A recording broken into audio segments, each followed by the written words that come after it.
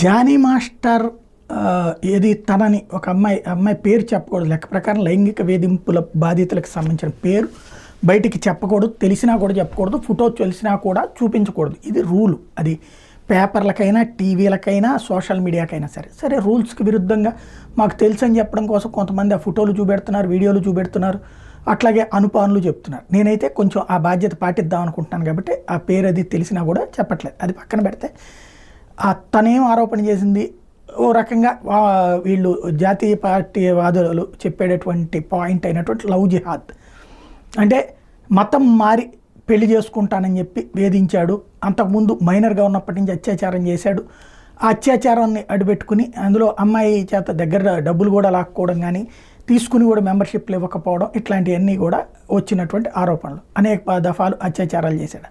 ఇప్పుడు అమ్మాయికి సంబంధించి నార్సింగి పోలీస్ స్టేషన్ దగ్గర